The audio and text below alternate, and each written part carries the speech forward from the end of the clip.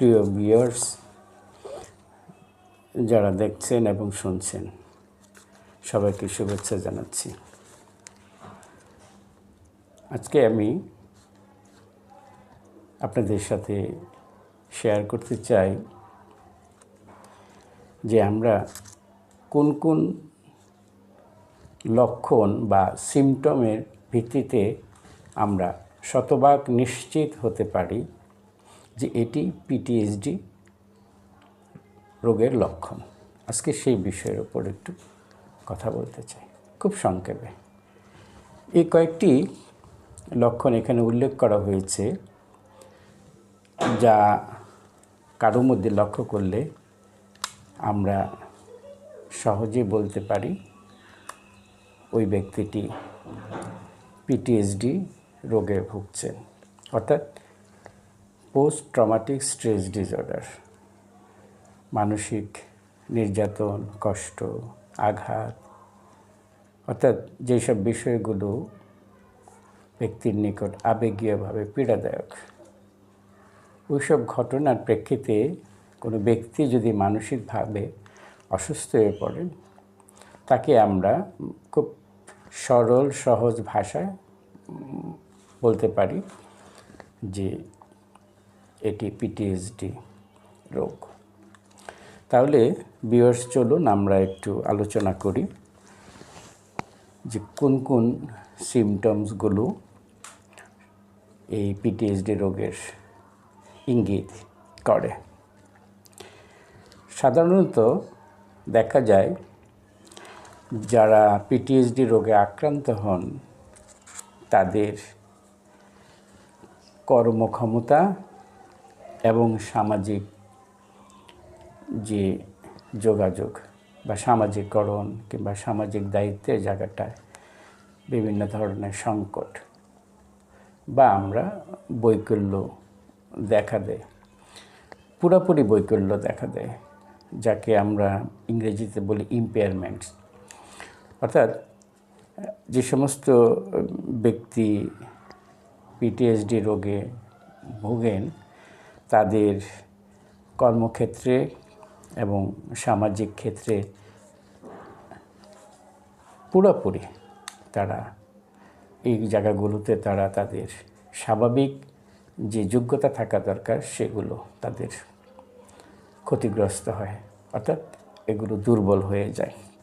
এবং এই ক্ষেত্রে যে লক্ষণগুলো দেখা যায় তা হলো gross impairment in thought process or communication, অর্থাৎ তারা স্বাভাবিকভাবে চিন্তা করতে পারে না, কিংবা তাদের যে যোগাযোগ সেই যোগাযোগের জায়গাটায়ও সংকট দেখা দেয়।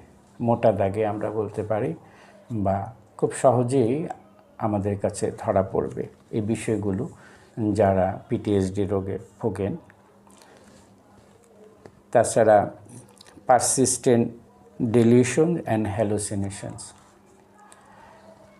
পারসিস্টেন্ট অর্থ হলো বিদ্যমান বা অনবরত, তাদের মধ্যে ডিলিউশনস মানে চিন্তার, আমরা যেটাকে বিভ্রম বলি, বা চিন্তা করার ক্ষমতা হারিয়ে ফেলা বা তারা যথাযথভাবে চিন্তা করার ক্ষমতা তাদের নষ্ট হয়ে যায়। এবং হ্যালুসিনেশনস শব্দটা হলো অবাস্তব কোনো কিছুকে দেখা এবং শোনা, অর্থাৎ সেই জন্য আমরা বলি দু ধরনের হ্যালুসিনেশনস। একটাকে বলি আমরা ভিজুয়াল হ্যালুসিনেশন, অদৃশ্য বা গায়েবী কোনো কিছুকে দেখা। আরটা বলি আমরা অডিটরি হ্যালুসিনেশন, অর্থাৎ কানে শব্দ আসা, গায়েবী আওয়াজ আসা, যেগুলো সাধারণ মানুষরা সাধারণত এগুলো তারা কখনো তাদের মধ্যে এই বিষয়গুলো তারা কখনো অনুভব করে না। গ্রসলি ইনঅ্যাপ্রোপ্রিয়েট বিহেভিয়ার, তারা সঠিক এবং যথাযথ আচরণ করতে পারে না, অর্থাৎ পরিবেশ পরিস্থিতি বুঝে যেরকম আচরণ করার কথা সেরকম যথাযথ আচরণ করার ক্ষমতা তাদের নষ্ট হয়ে যায় যারা পিটিএসডি রোগে ভোগে।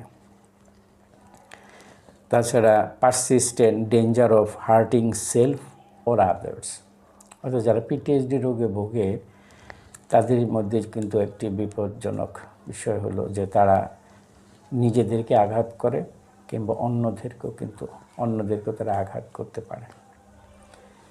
এগুলো হইল পিটিএসডি আক্রান্ত ব্যক্তির যে সিমটম, এগুলো আমরা তাদের মধ্যে লক্ষ্য করব। এবং এই সিমটমগুলো যদি কারোর মধ্যে থাকে তাহলে আমরা শতভাগ নিশ্চিত হতে পারি যে ওই ব্যক্তিটি পিটিএসডি সমস্যায় ভুগছে।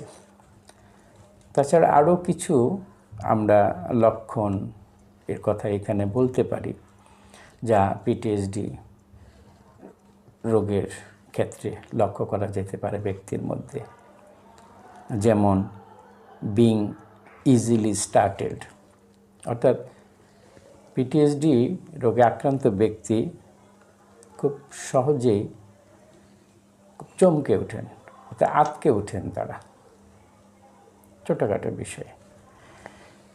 Feeling tense, on guard or on edge, অর্থাৎ তারা সবসময় উদ্বিগ্ন থাকেন, টেন্স অনুভব করেন, কিংবা গার্ড সবসময় সতর্ক, অতিমাত্রায় সতর্ক, যে কোনো বিষয়ে তারা সতর্ক থাকে এবং কোনো বিষয়ে তারা মনে করে যে তারা একদম শেষ সীমায় পৌঁছে গেছে, অর্থাৎ তাদের সব কিছু শেষ হয়ে গেছে, তাদের আর কিছু নেই।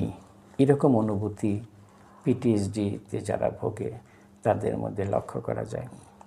হ্যাভিং ডিফিকাল্টি কনসেন্ট্রেটিং, অর্থাৎ তাদের মনোযোগ দেওয়ার সমস্যা হয়, তারা কোনো কিছুতে মনোযোগ দিতে পারে না।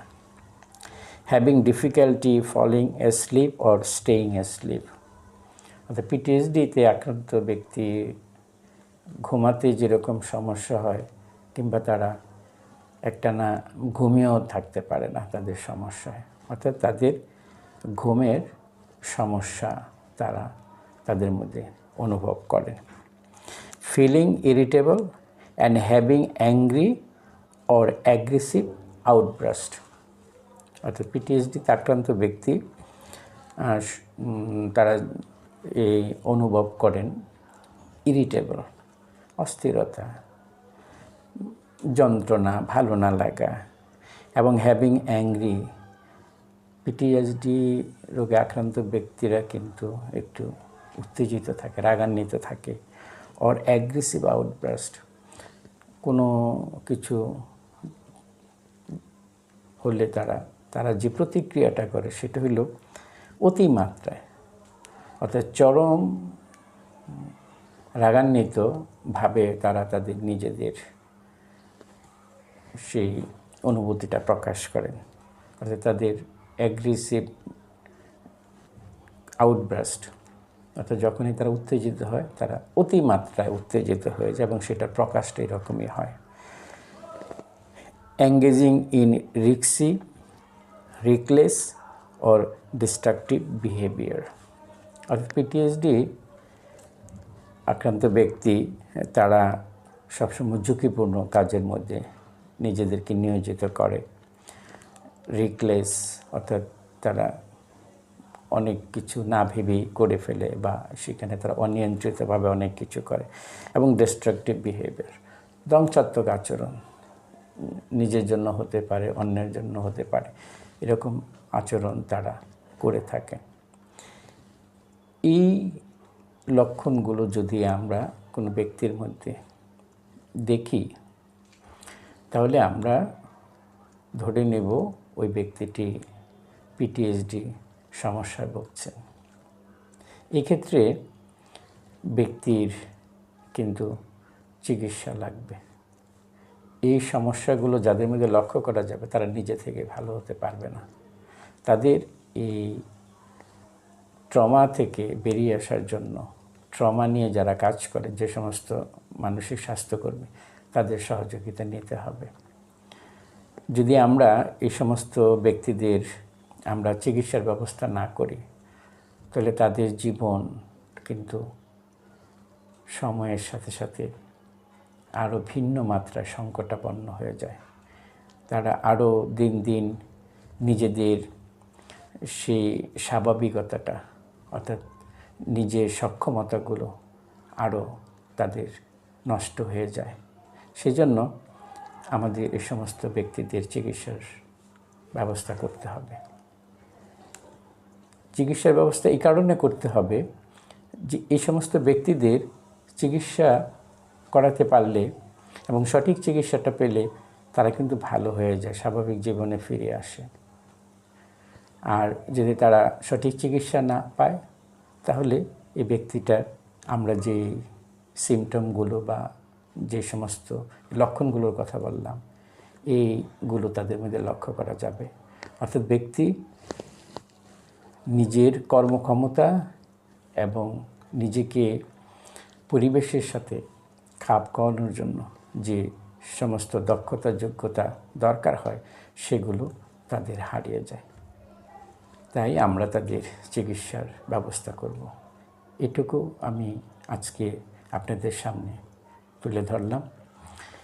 আমার বিশ্বাস আপনারা এর গুরুত্ব উপলব্ধি করতে পেরেছেন এবং আপনারা বিষয়গুলো সম্পর্কে প্রয়োজনে আরও ভালো করে জানার চেষ্টা করবেন এবং আমাদের আশেপাশে যারা এই ধরনের সংকটের মধ্যে দিয়ে যাচ্ছে, বিশেষ করে যারা মানসিক কষ্ট বা আঘাত পেয়ে যারা মানসিকভাবে অসুস্থ হয়ে পড়েছে, তাদের চিকিৎসার জন্য আমরা ট্রমা ইন্টারভেনশন অর্থাৎ যারা ট্রমা নিয়ে কাজ করে তাদের সহযোগিতা চাব।